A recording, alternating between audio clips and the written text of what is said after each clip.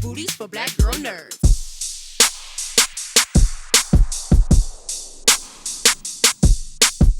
Hi. Hey, Jamie. Hello, how are you? We're Good. good. How are you? Good. I'm doing good, thanks. Good. So, Tom, I'll start with you. This film gives us this great three-story arc into Eddie and Venom's journey together, and we get to see how this impacts Eddie in this final chapter. What lessons do you think he's learned from Venom throughout these years, and what do you think he plans to take with him with the lessons that he's learned from Venom? I think that the meeting of Venom has changed his life irrevocably. I think the experiences and the aperture into a world much bigger than he'd ever imagined through his quite narrow mind at the beginning of the films is changed forever. Part of me wanted to say glibly, he will remember very little because he's the type of person that might revert to type in some aspect, like because he was quite selfish at the beginning. But I think he's finally learned to love someone Yeah. and put someone else first. That's where I was going. Sorry. With that. No, you're right. You're right. I think that's why it's irrevocably changed, isn't it? Yeah. He thinks about somebody else other than himself, Yeah, which he didn't. which he didn't do before. So that's Yeah. the one thing that he's changing with him. Really, is that's a result. To have that happen in 7 years, that's a big psychoanalytical moment, isn't it, for a patient? It is. He helps break down those walls. It's a beautiful journey to see in this final chapter. And Kelly, for you, although this is the last dance, there's still more story to tell with Venom and Null, this huge antagonist and these stories. And I know you've mentioned in other interviews that this story is going to continue, but is it safe to say in this film, in this final chapter, it helps sets up the beginning of what's to come between these two characters, between Null and Venom? I think what this sets up is a story for Null, but this is definitely the end of Venom and Eddie's 3-movie arc. So we've introduced Null and a lot of other characters in there to be played with in the future, but I think this is the last one for Venom and Eddie. For Eddie, yeah. Back to you. Throughout your entire experience of making these 3 films, what have you enjoyed the most about playing Eddie Brock? Doing it with my friend, who we came up together, and we were both unemployed together, and at the beginning of our careers together, going, "How are we going to get there?" And now we are there doing it properly. Both take really what we do seriously, but we don't take ourselves too seriously. And being able to work on a project which is so deliciously wicked and full of fun and joyful, that is to be taken seriously, but we don't take it too seriously as well. That it can be entertaining and it's epic.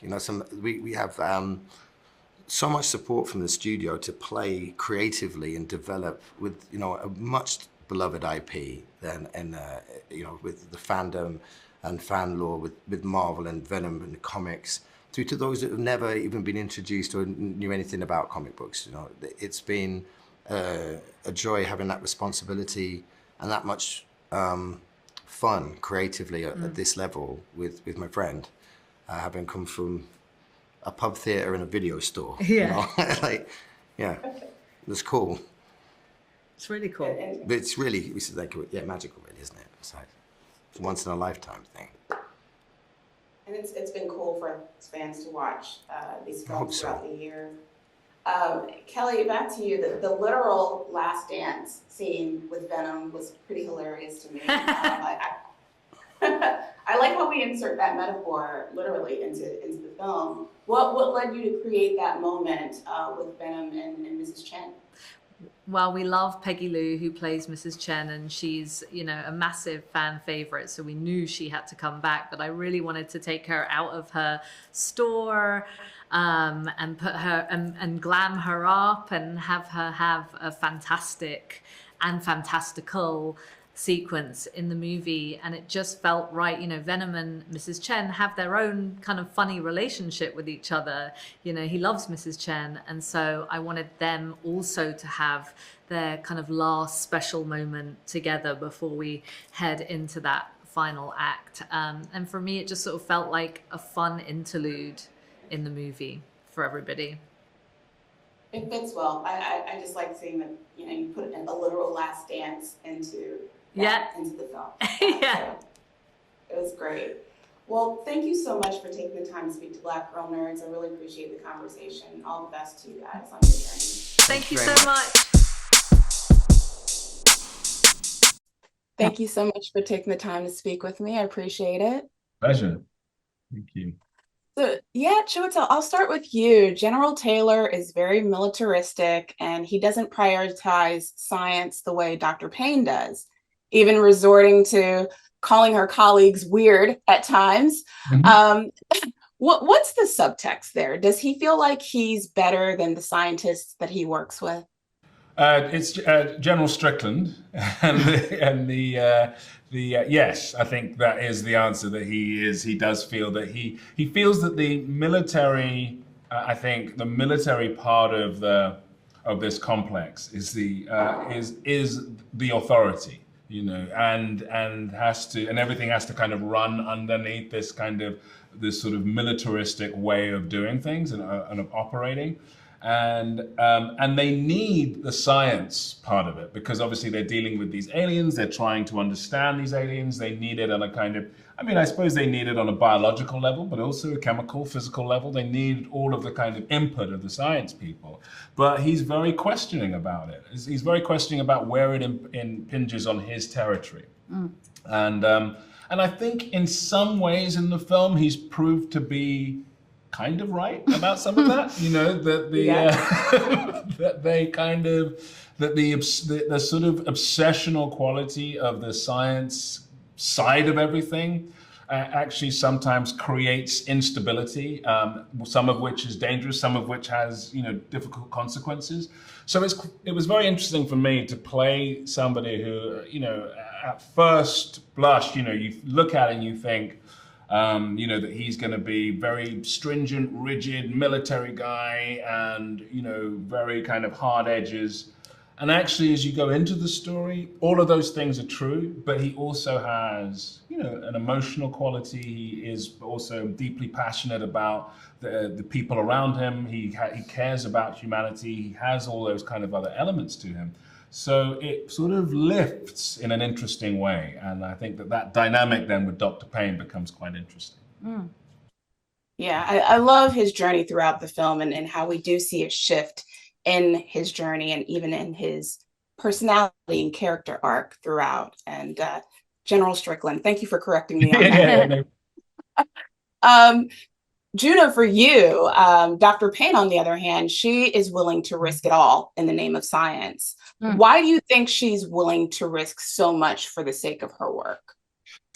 I think because of an experience she had when she was a little girl, and it's something where she lost somebody she cared about probably the most, and that has driven her passion and obsession with Is it too much? Is it too much? a sprinkling of obsession into kind of a place where she is going to put things ahead of human life in a way that is sometimes going to be questionable, but she is thinking of it from the greater aspect of the whole universe. And she's a scientist that wants to learn from symbiotes, and she gets to have one right in front of her. So who else wouldn't make that decision to keep pushing it to keep them safe? I'm just saying. Yeah. And she finds them so fascinating, as Truly. do we. So I can understand. I definitely empathize with her in that way. Yeah, me too. So Chiwetel, back to you. There seems to be a trend with you portraying these antagonistic characters in comic book movies, because we have you as a bit of an antagonist in this film. Doctor Strange movies, you're a villain. And then even in the Old Guard, which is like a graphic novel comic book, you were an antagonist character there. So is that by design, or it just happened to be a coincidence?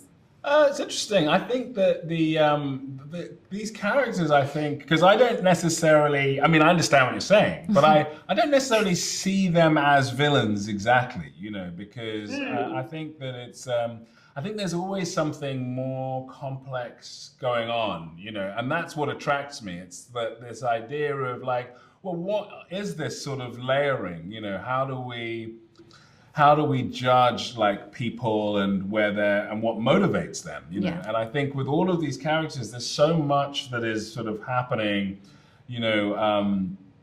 That kind of, I mean, I made a film, I remember Children of Men with Alfonso Cuarón. And again, you know, there's somebody who, and I just thought that it really symbolized for me and really solidified this kind of idea of how rich and complex people can be. And I think that Luke in that film, you know, has that same thing, that there is obviously this kind of a zealot quality, perhaps. There's something obsessional, there's something very forthright. But it's also mixed with this real kind of sense of is there pain? Is there real needs for empathy? Is there a need for connection? Is there love? Is he trying to protect something? All of these things sort of, you know, mix in, you know, get in the mix there, and I feel they make for really rich, complex, interesting characters, complex characters to play, fun scenes to play, you know, and I also think that they relate to a lot of people. You know, Yeah. we all have these kind of very interesting layering to ourselves, and so I don't know. I think I'm drawn to that side of things because I find it rich and interesting. Well, these were two very rich, layered, textured characters that you guys played respectively in this incredible film. And thank you so much for taking the time to speak to Black Girl Nerds. I really appreciate the conversation today. Thank you. Thank you. Us too. Thank you. Take care. Bye.